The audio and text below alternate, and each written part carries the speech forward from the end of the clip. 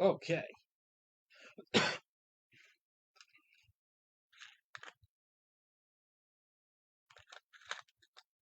let's go. Yes. Yeah, I don't know about that one. I don't know. If Twin River was taking bets on that, I'm taking the over under on the other way. Doesn't sound positive to the chosen one, put it that way. But we never know.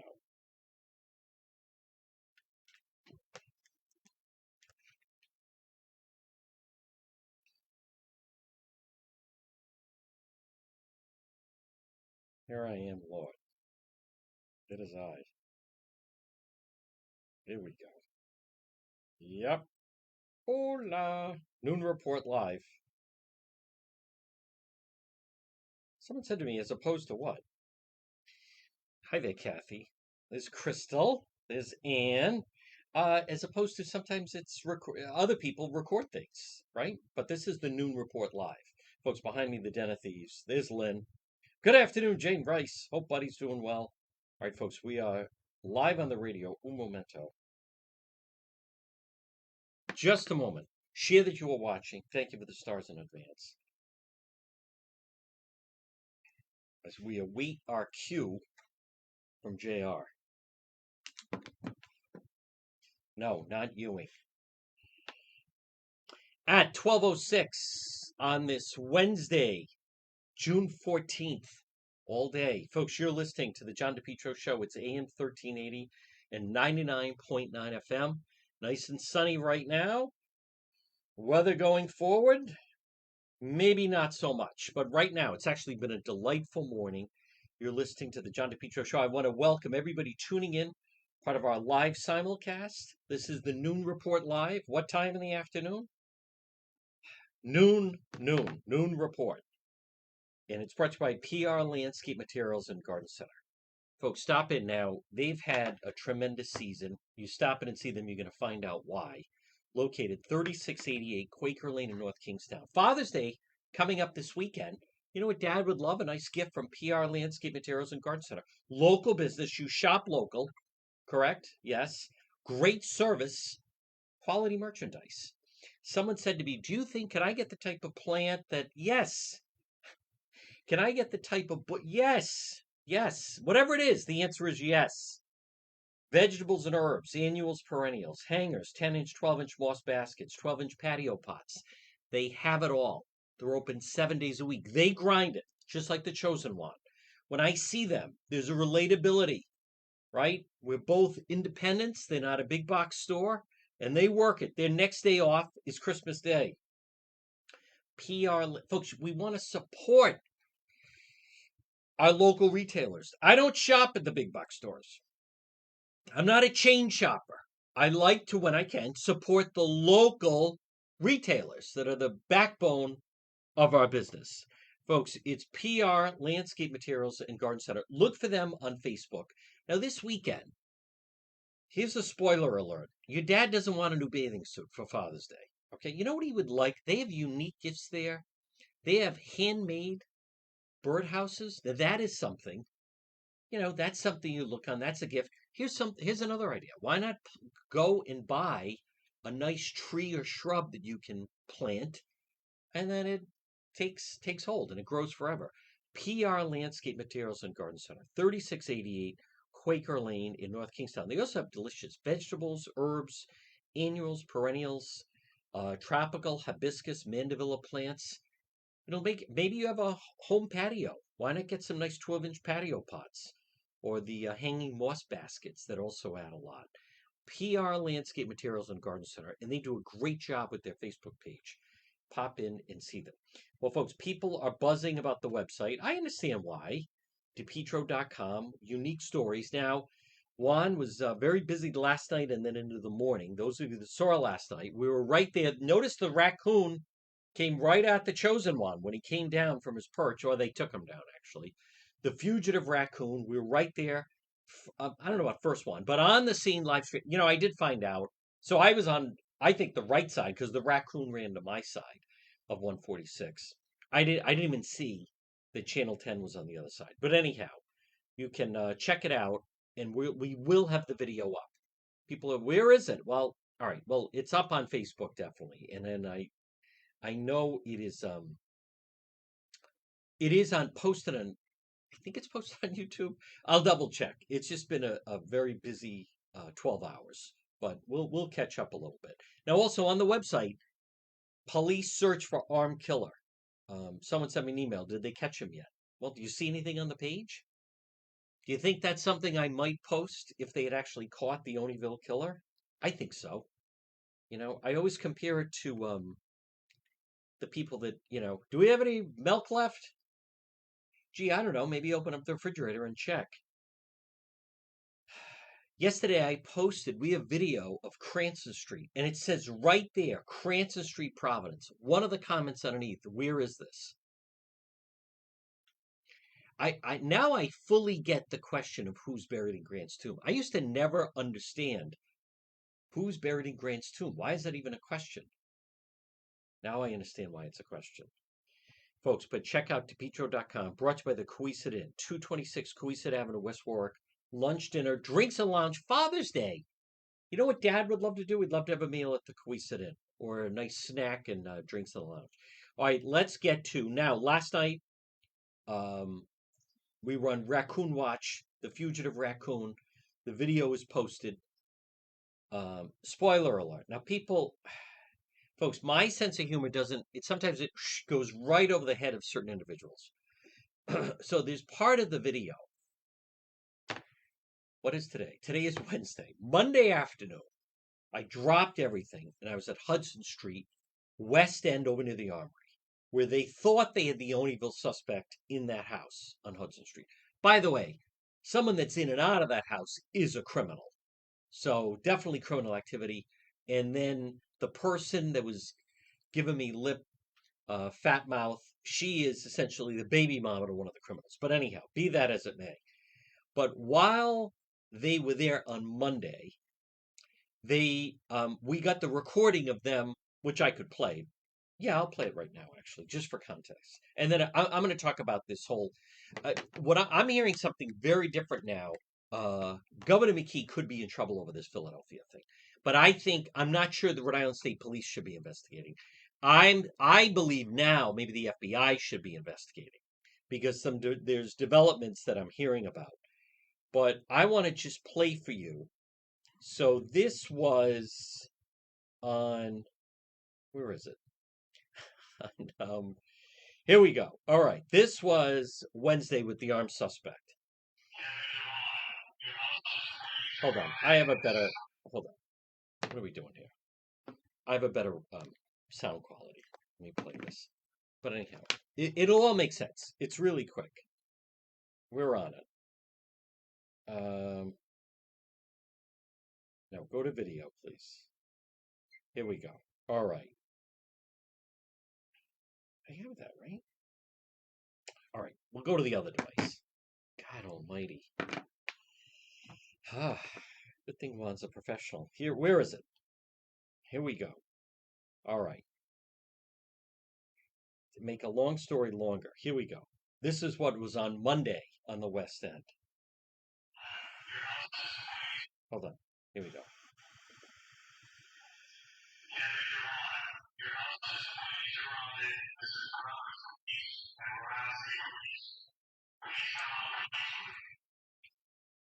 This is from the Bearcat I had in front. It's a tank, basically. All right. So anyway, last night when the raccoon was above 146, I was playing the video that I had from Monday when the police had the suspect surrounded. I thought that's funny.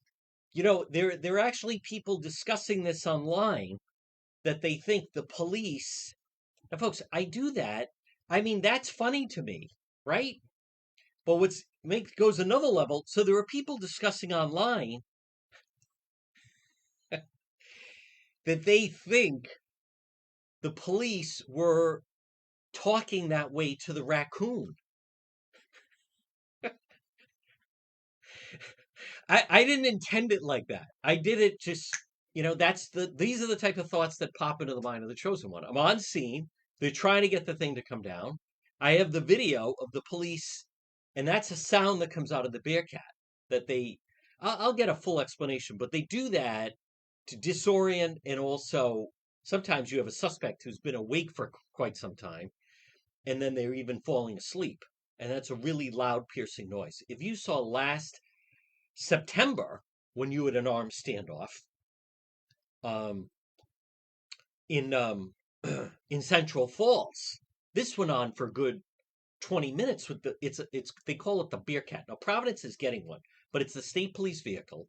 It's basically an armored tank, and then they can send out the robot, and they're communicating that way, right? So they're saying to the person, then they also say anyone else that's there, make yourselves presence known, blah blah blah, and come out of the house. So just, I'm on the scene, and they're trying to get it to come down, so I play that. So there are people here. Here's some of the things. I got an email. Is it what? Why are they say? Is it true the raccoon was armed? What? Who even asked a question like that? Was the raccoon armed? Um, it's a raccoon. Here was another question. I like this one. Somebody posted this. Why did the raccoon go up there? Once they apprehended him, he wouldn't give any answers. He referred us to his attorney. Why did the raccoon go up there? Gee, I don't know. He's a raccoon. They climb things. He was probably dodging traffic. He didn't give a full explanation as to why he climbed up there. Why did he go up there? Oh, an owl brought him up there. It was on a deer. They had a late night. There were a pack of raccoons. They got into some nips in a dumpster. And the next thing you have a drunken raccoon up on the light post on one point.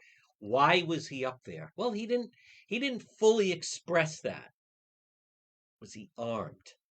If he wasn't armed, why were they saying you're surrounded? Because it was from Monday. Oh my goodness, folks. Again, Juan can't control. I can't control who listens and watches. So, but if you think, here's the part that, and I want to get to this whole thing about the email and a different story on this McKee thing. But folks, the McKee, hold on, time out, reset here. It's 12:17. Now the police are not using a megaphone telling the raccoon to come down and surrender.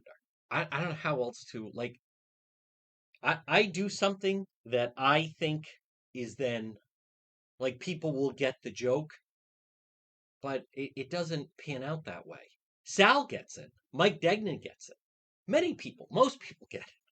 But then I get these people, there were people discussing this in one of those animal groups. Well, why were they commanding him and telling him he was surrounded? No wonder he wouldn't come down. Now, let me just take issue with that.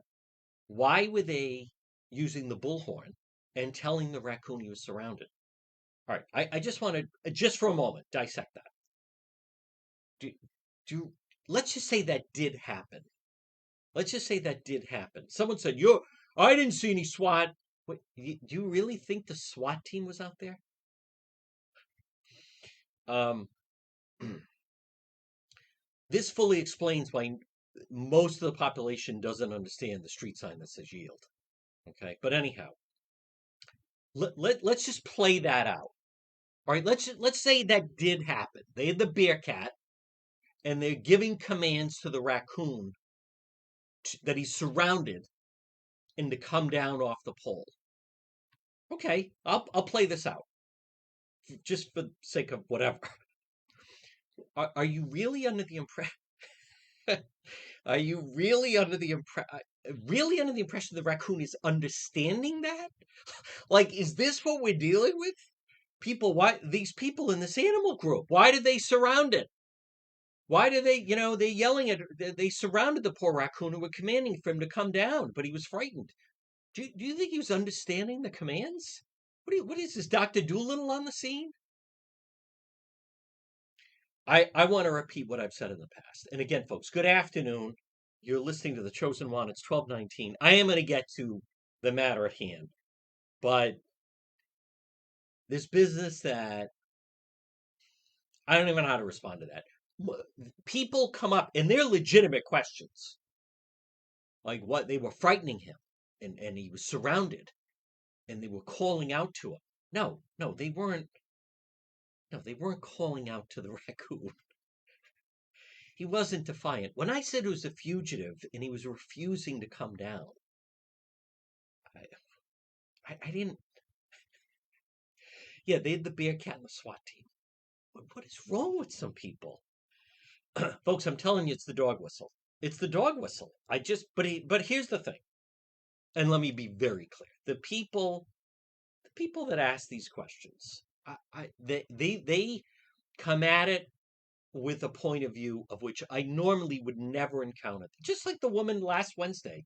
Excuse us, you're blocking the view with a 2-year-old that wants to see the dead body. I mean, the fact that that individual even exists, and it wasn't even her child, that's a whole nother segment. People that bring children to crime scenes. Yeah, we thought we'd come down, watch the medical examiner remove the. But do you really think that's appropriate for a 2-year-old? Excuse us, the 2-year-old wants to see. Hag, listen, you old hag. Hag bag, beat it. What is wrong with these people? Anyhow, let me stay on schedule. I'm going to get to the McKee thing because this is very significant, and it's my understanding the story is shifting. Folks, this portion of the John DePetro show, and it's brought to you by AtMed Urgent Care. Now remember, when you have a situation where you need, what are those words? Urgent care. AtMed Urgent Care, 1524 Atwood Avenue in Johnston, and also 5750 Post Road, East Greenwich. AtMed Urgent Care. They're open 7 days a week. They have doctors and nurses. And when you need urgent care, I have unfortunately visited both. You know what I also notice? Boy, it's really tough at night with the lights. With my, I shouldn't give this away, but my right eye, from where I got zapped by that, the green laser by the member of Antifa, really throws me off at night. I've been noticing it more and more. But anyhow, I went to AtMed Urgent Care when that happened, and that led to a series of doctor visits, and we thought we were going to lose the eye and so forth. But anyhow, folks, Juan keeps going. It's AtMed Urgent Care. This is where I go. I'm sending you where I go. 50, because the last time many times I hear from people, they wait a very long time in the emergency room. So, but it's up to you. But I'm just telling you, AtMed, cost-efficient healthcare alternative, hospital-based emergencies. Don't go to Lifespan. Go to AtMed Urgent Care, 1524 Atwood Avenue in Johnston. Now, those watching on Facebook behind me, that is the Den of Thieves. There's a reason, because none of it makes sense with Governor McGreed and his new talking point of, well, I didn't even include it in my budget about the Cranston Street Armory. So it wasn't even included. So there was no retribution about those guys going down to Philly. Now, there is growing speculation, and you're going to hear this for the first time, but at 12:23, there is growing speculation. I want to be really clear. This is just developing. I'm not saying I can confirm it, but it's more than one person that there is growing speculation with law enforcement that Governor McGreed sent those two down to solicit a bribe. I don't have that official. I have to admit, most of the time, when a story doesn't make sense, there's a reason why it doesn't make sense. Okay, you don't have it in the budget. So you send these two clowns down and you're promising them maybe 55 million. Now, I'm not saying that that is locked in, but if Governor McKee is saying, well, it was never included in my budget. Okay, then why did you send them down there? It reminds me of the scene in A Few Good Men, and it's a great courtroom scene, one of my favorite. Tom Cruise, Attorney Gaffney, and Jack Nicholson is on the stand. And what does he say? I gave an order. Santiago was not to be touched. And then Colonel Jessup, right, played by Jack Nicholson so brilliantly, goes on to say they were transferring Private Santiago off the base. And there's that great scene where Tom Cruise says, if you gave an order that Santiago was not to be touched, and your men always follow orders, then why was it necessary to transfer Private Santiago off the base? And Jack Nicholson, Colonel Jessup, as you know, is stunned. He doesn't have an answer. There was no transfer order. You did order a code red, and we know how that plays out. So Governor McGreed, and I know your people are listening, if you said there was no money in the budget and it was never happening, then why did you send those two stooges to Philadelphia? What is the point of that? On our dime? For what? Unless you sent them or one of them there to, okay, like, we're here to meet with Mr. Green.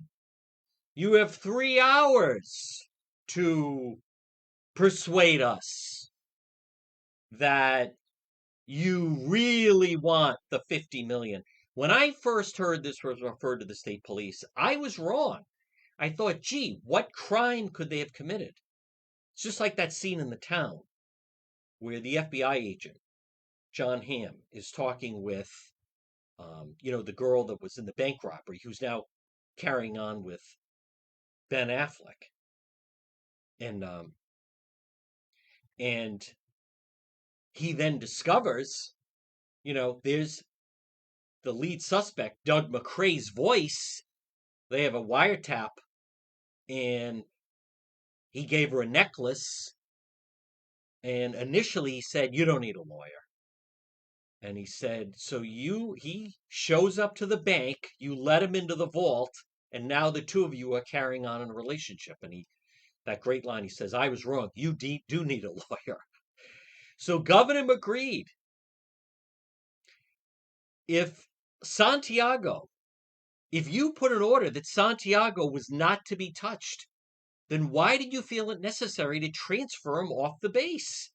Governor McGreed, Governor McKee, if this was a dead deal and it wasn't happening, why did you solicit those guys? Why did you send them to Philadelphia? Why was it so important that you sent them to Philadelphia? Unless they were there doing his bidding. Notice Governor McKee also has stood by Stooge 1 and Stooge 2. Now, one of them is talking. What did McKee do when this whole thing became public? Cover up. Nothing. Nope. No one's talking. He doesn't fire the guy, right? Patton. He doesn't fire him. Notice Governor McKee also didn't send one of his staff. He sent these two. Notice he didn't go. So let's go some parallels. In the email, Hunter Biden and $5 million for the big guy. We're down here representing the governor, hint, hint. You have 3 hours to make it worthwhile to give you the money, hint, hint. Did Governor McKee, folks, you can weigh in on your opinion. If someone were to ask me, did he send them there to solicit a bribe? My answer, I don't know. However, were they at least in the exploratory range? What if the people in Philadelphia said, we can come up with, 100,000 reasons why you should give us the money, or whatever it is, the going rate. This is a governor, as we know. He is for sale. He has put that office for sale. He ran to be elected governor for sale. So don't tell me there's no way hold off. Are we talking about the same guy that's under an FBI probe? My State House sources feel very confident. There was a lot more going on here. You have a sleazy lobbyist, and then you have someone this is the 4th investigation in the administration. So the McGreed people hold off on the fake outrage. How dare you? Yeah, okay. Yeah. Mr. Tony Silva and Shahajian and the rest of the McKee crime family and everything else. No. If it was a deadbeat, what if you gave an order that Santiago was not to be touched, then why did you need to transfer him off the base? You just said your orders were always followed. What does he say? Jack Nicholson say, Colonel Jessup. Is there any chance that they ignored the order? Is there any chance? And what does he say? Ignored the order, right? Is Tom Cruise, Gaffney was hammering away on the stand at Kiefer Sutherland. A great scene. That didn't make sense. This story still, this does, I was wrong. This, John Hamm, I was wrong. You do need a lawyer. This does, but I'm going to go, but now keep in mind, Governor McKee controls the state police. So I'm going to make a motion, contact people. I believe this should be another FBI probe. Hey, again, they cross state lines. If the people, what is McKee saying? Everybody keep your mouth shut. You all keep your jobs. That's interference. What is President Trump in trouble for? Obstruction of justice. Everybody keep your mouth shut. If it wasn't in the budget, why would they go into Philadelphia? Unless you have a sleazy lobbyist, which they do, that company, who's saying maybe we could make it worth your while. Now, if someone said to you, I have good news and bad news, right? Let's go cost benefit. All right, let's start with the good news. I can get you the 50 million. Fantastic. What's the bad news? You're going to have to pay 50,000 to get the 50 million. Hey, listen, if you're going to get 50 million, or as Governor McKee said in his emails, how many million are we talking about? What's the going rate of that? Now, if they're doing shakedowns of 10%, maybe the number's 5 million they want kickback. Low ballpark, it would be, 1 million, which would come down to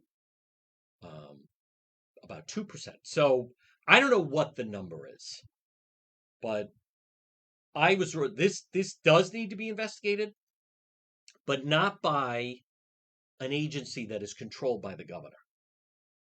Now, this guy, what happens once they get caught? Patton's out on medical leave. That guy better be careful. He better watch it. This could be another Jeffrey Epstein situation.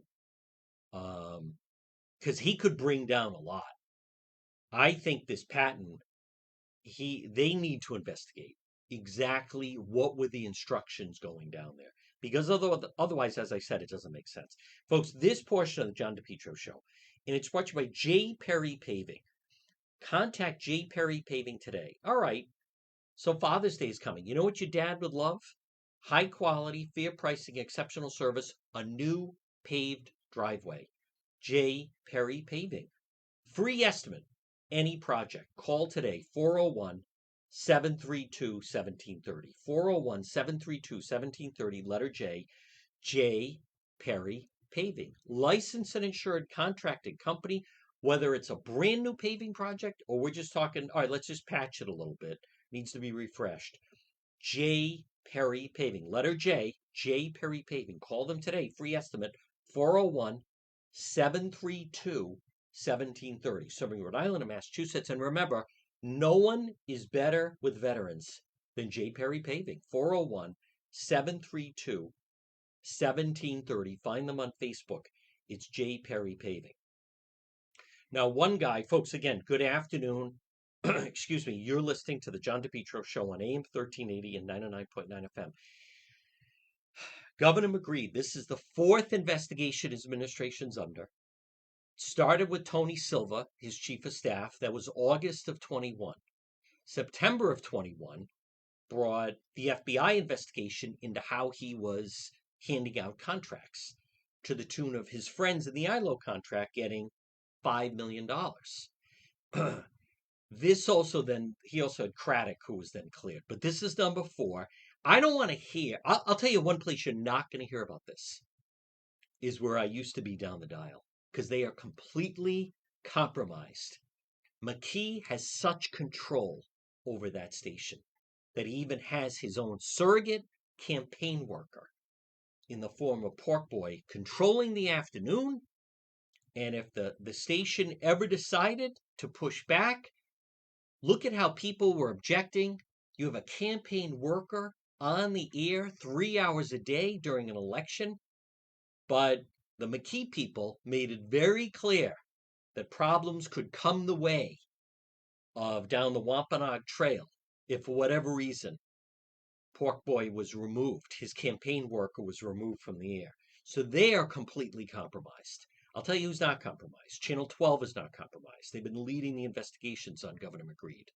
Channel 10 is not compromised. The Boston Globe is certainly not compromised.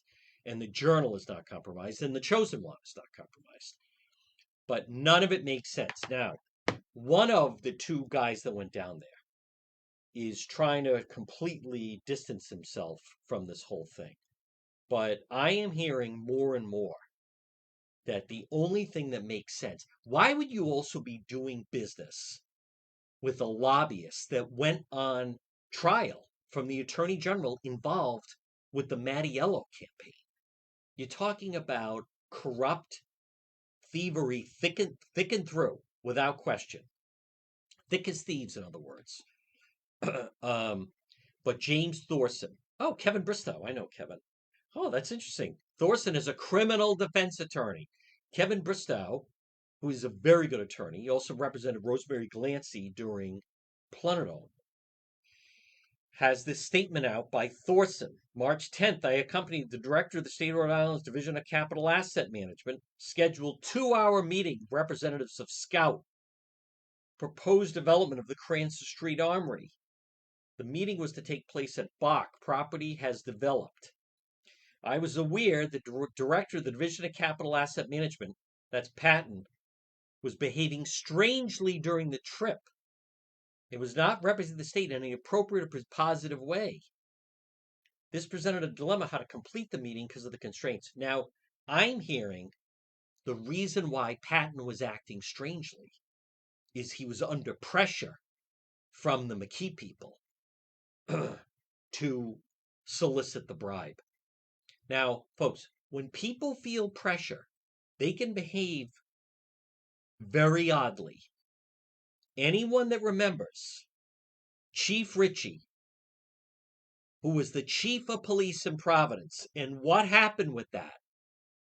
When Chief Ritchie, the chief of the Providence police, was pressured to lie to a grand jury, people react very oddly when they're in such a strange situation.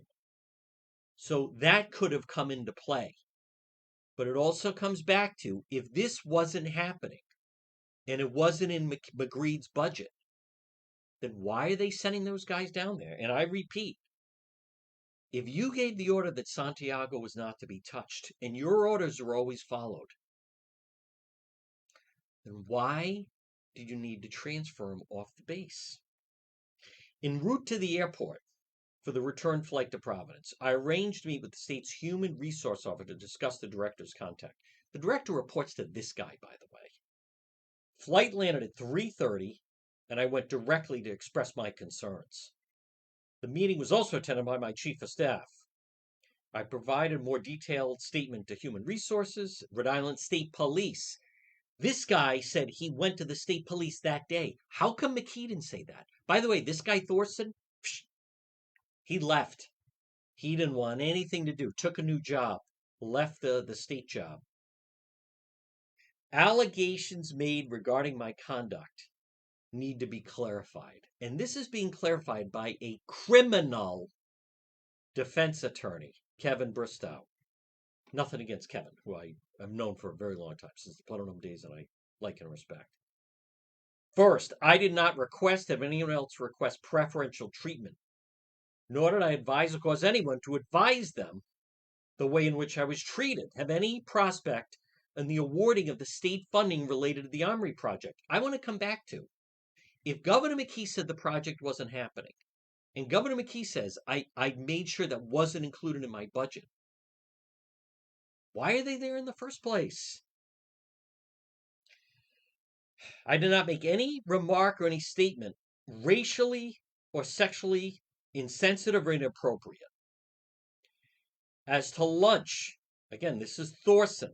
I did not make an inquiry as where we would eat. You're going for 2 hours? You really need to force these people to take you to lunch? Notice now, as someone pointed out to me, the purpose of that, just to be on the safe side, is so you're not in a conference room that could be wired and you don't want to meet there. So where do they meet? A deserted restaurant. I made an inquiry where we would eat an early lunch. I sat down to eat. There were no other diners in the restaurant. You know what this reminds me of? When Patrick Lynch was Attorney General and he was shaking down the paint companies, right? So this whole thing, Sheldon Whitehouse did a lead paint lawsuit. Patrick Lynch was then the attorney for it. Patrick Lynch has a representative from the paint company meet him at a back darkened corner at Capriccio where there's no one else around. There's no agreement written, nothing is recorded. And then the paint company had to make a multi-million-dollar donation to Brown University in the name of Patrick Lynch. Talk about shaky. No agreement, no lawyers looking over anything. There's an old story that when Mayor Cianci, for what it's worth, but when he was going to give out the vending contract for Roger Williams Park, he's going to select a vendor who's then going to do food and drinks for the park. According to the book, The Prince of Providence, Cianci said to the guy, here's what's going to happen. You and I are going to get in a rowboat. We're going to get naked and we're going to cut a deal. And that's it. Meaning, I'm going to make sure you're not wearing a wire. Hey, watch anything like that. Watch The Sopranos. Watch anything like that. They're always very cautious about wires, conversations being recorded. So notice the guy that's doing Governor McKee's bidding is insisting we need a deserted restaurant, not your conference room, where you could have it wired. Someone's got something under the table. Like, who knows? No. We're going to meet there and make sure there's no one in the restaurant and no one can eavesdrop as to what's going on. Is that supposed to be? Oh, okay. And this guy doesn't think anything of it. It was so early, I did not attach significance to the observation that there was no one else in the restaurant and the lights were out.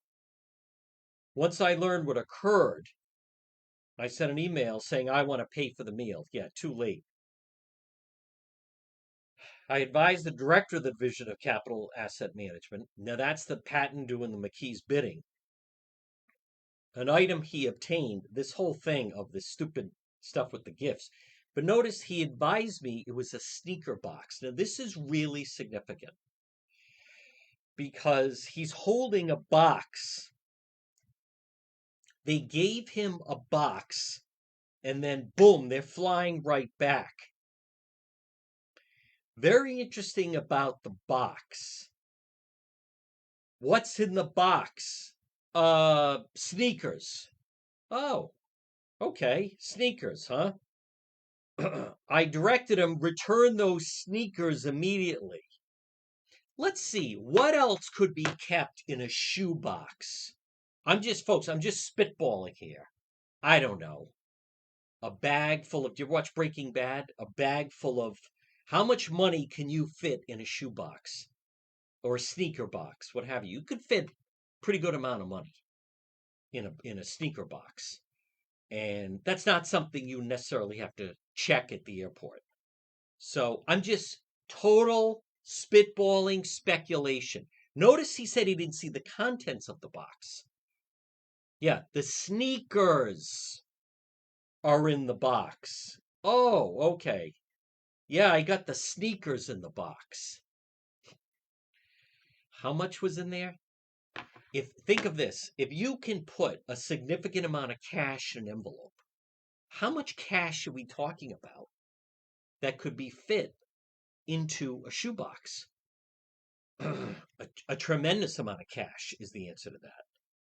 I'm going to come back to this. This needs to go to a high level because it is my belief in speaking to people. They were there on orders of the administration. I'll play McGreed's own words.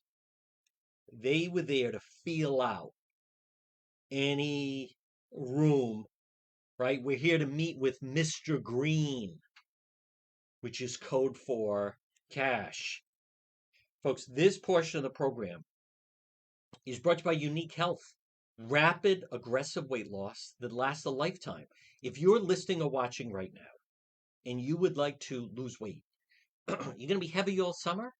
How about the people that start their New Year's resolution in January? You're not going to see anyone there.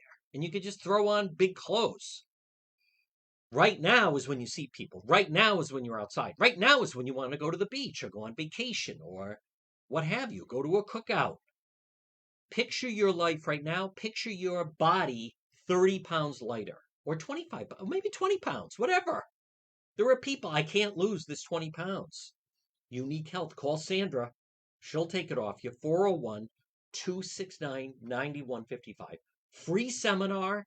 Hey, this isn't a diet change. It's a lifestyle change.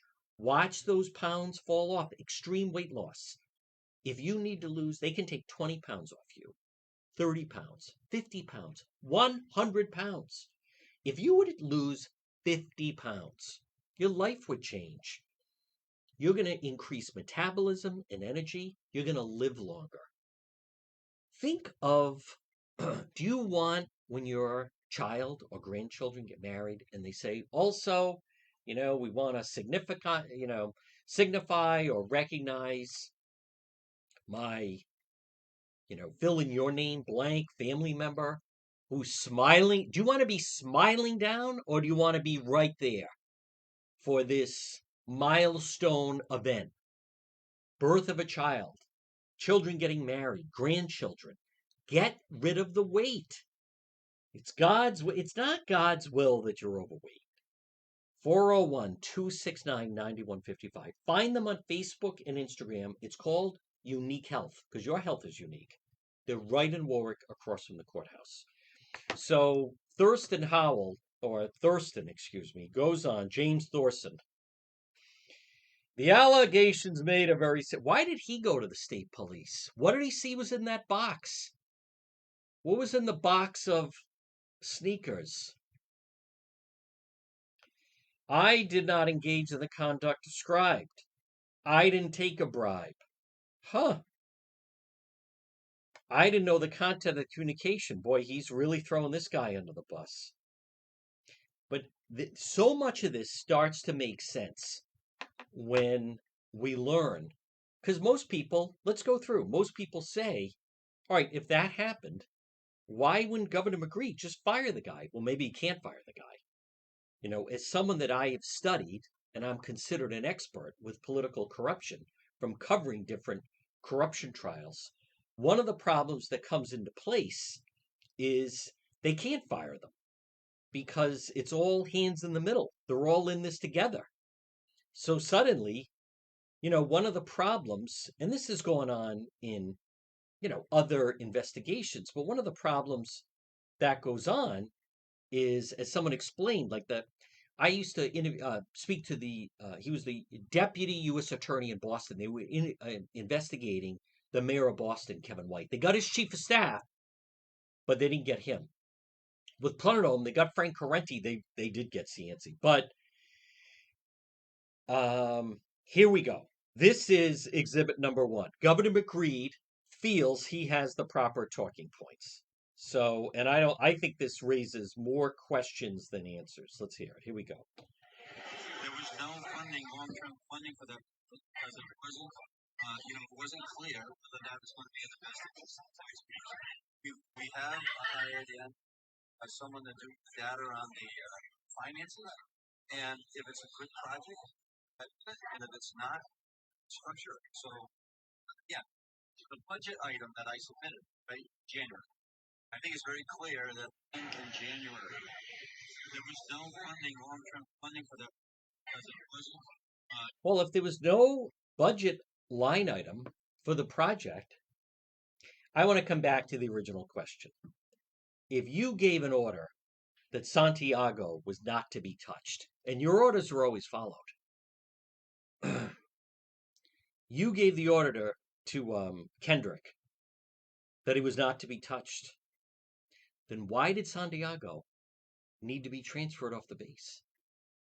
Sometimes, men, that's not what you said. I can have the court reporter read it back to you. You said your orders were always followed. If there was no line item, why were these guys going down there? What was in the shoebox? That's an interesting item to bring back. He got the box. What was in that box? Now, is it possible that this group in Philadelphia, that there was something in the box, but now they're not getting what they thought they were going to get? Right? For instance, let's just, and I'm totally spitballing here, folks, at 12:50, but there's several people that their eyes are open to this, and I'm hearing this from many different observers. Is this possible, total speculation, that there was something other than sneakers in the box? They wanted American cash. And what was code for that? Not China. Don't put anything, no. It's got to be American. Green sneaker. But anyhow, is it possible, total speculating here, but is it possible, spitballing if you will, that although they provided what was wanted in the quote sneaker box, that it's not being delivered? So now what are they supposed to do? Hey, what's going on here? We gave that guy a sneaker box full of cash. It had, whatever. You could fit a lot of money in a sneaker box. 50,000, 100,000, whatever. And then you get taken. Oh, no project. I don't know. Again, I'm just speculating. Just speculating. But this whole thing gets more odd. There's an old expression in business. You don't try on a suit that you wouldn't buy. And you can then use that analogy, and anyone in business knows what I'm talking about. You don't test drive a car that you wouldn't buy. You don't try in a suit that you wouldn't buy. So I come back to, okay, if that's never happening, then why are these guys in Philadelphia? What is the point of that? And why so short? Such a short visit, right? Very, very short visit. We're going to be there, short visit, in and out. We want to meet with you in a closed restaurant. What is this? You're meeting with Al Capone? Closed restaurant. It doesn't, the type of behavior that is demonstrated here are individuals normally involved with some form of criminal behavior. We'll say that. I remember in the FBI testimony from Operation Plunderdome, the FBI was saying that they were, trying to get a wire into City Hall and so forth. And some of the surveillance they were able to do, they found that some of the people they were doing surveillance on, they weren't talking in normal fashion. They were talking almost in code. So the FBI said, now again, this is the FBI words, not mine, but the FBI was saying the individuals, they spoke almost in a code that if you were eavesdropping, you wouldn't fully get it. If you watch The Sopranos, remember the card game where Tony dozes off and he wakes up and Davey, that owns a sporting goods store, Christopher says he's into us 45 boxes of whatever it is, spaghetti or macaroni, right? Which is code for he's into us for 45 grand. So they don't come out and say things. They talk in a roundabout way. There's various code that various people involved with criminal activity, that they speak that way. It's not an accident that they speak that way. So they'll be talking about, there've been other investigations where when they're talking about, I think the Winter Hill Gang, Whitey Bulger, Steve Fleming, that crew, or when the FBI was bugging Prince Street A lot of the time, the people involved, they were so paranoid. They used to talk about he's a he's a 38 size suit, which means actually it's a 38. Okay. Oh, are you going tonight? Yeah. What are you bringing? Oh, I'm gonna wear a size 45. So he's bringing a 45. He showed up last night. Oh, he did? Yeah. What did he have? He was wearing a size 22. So they talk in sizes that are actually code for the type of firearm that they're utilizing. Folks, speaking of firearms, by the way, if you want to get a 45 or a 38 or a 22 or whatever it is you want to get, you want to visit Competition Shooting Supplies, 435 Benefit Street in Pawtucket. Arms for all skill levels, selection assistance, gun fitting, preparation ammo. John Francis, he's my gun guy. He'll be your gun guy. Or take the blue card test. Get a blue card. 435 Benefit Street in Pawtucket. He's on Facebook. Competition Shooting Supplies. They're located right off of 95. You take exit 2A, as in Second Amendment. Competition Shooting Supplies. Off the exit, you're going to go past the Attleboro train station. And then when you get to the intersection of Newport Avenue and Benefit Street, you hang a left, and then you're right there. Competition Shooting Supplies. And maybe you'd like to be a little more liquid right now. Maybe you have a gun collection. Maybe you inherited a gun collection or some firearms you just don't use. Bring it in. Sell it to our leader, John Francis, or sell it on consignment. Competition Shooting Supplies, 435 Benefit Street in Pawtucket. Folks, good afternoon. You're listening to the John DePetro Show on AM 1380 and 99.9 FM. I think the whole thing with McKee and these guys going down and the parties involved, it's all really shaky. The lobbyists that this company was using, pretty slippery. Very, very slippery. How slippery? He went on trial. He went on trial. They were able to get around it, but went on trial with the Mattiello campaign and the Shauna Lawton mailer. And so suddenly he's a lobbyist. Suddenly these guys are going down. You have McKee involved. They're hurting for campaign cash. They're dangling 55 million. They send these stooges down just one day. We have a beautiful conference room. No, let's meet in a closed restaurant in the back. Huh. Kind of like in The Godfather when they're going to meet at Jack Dempsey's place in the Bronx. When Abe Vigoda fish, he knows they have that old type of chain in the bathroom. Clemenza, they plant the gun there for Michael. Very, very odd. And then one of them comes back, and the other one, he's freaking out. He's under pressure. He's behaving oddly. He brings back, where's the box? Where's that sneaker box? Where is that? Where's the sneaker box? Who has that now? Oh, oh, you did? You shipped it back? What was inside that? I'd love to know what was inside that. What was inside that box? Yeah, pair of sneakers. Oh, okay. Yeah, because that makes sense. Ah, folks, what a tangled web they weave. There's a reason why behind me they call it the Den of Thieves. And notice McKee won't fire the guy. He wanted to bury it. He wanted it to go away. I think the Philadelphia company, they felt they had been played. They felt they had been had. That maybe they delivered, but now they're not getting the money.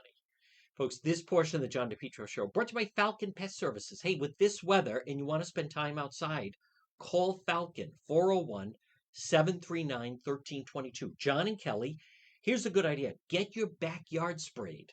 Then when you're having a cookout, entertaining, playing with your grandchildren, you're not getting eaten alive. Falcon Pest Services, 401 739 1322. You can also find them on Facebook. They're terrific. FalconPestService.com.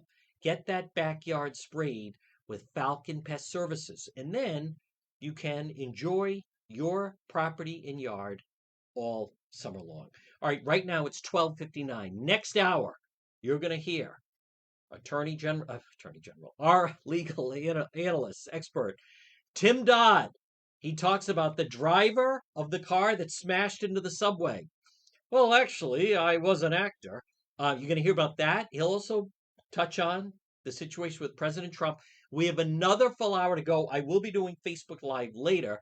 Folks, next hour, radio only, AM 1380, 99.9 FM. You can listen online at the website, DePetro.com. Let's break, get the news of the day, 1 o'clock news, another full hour to go with the chosen one.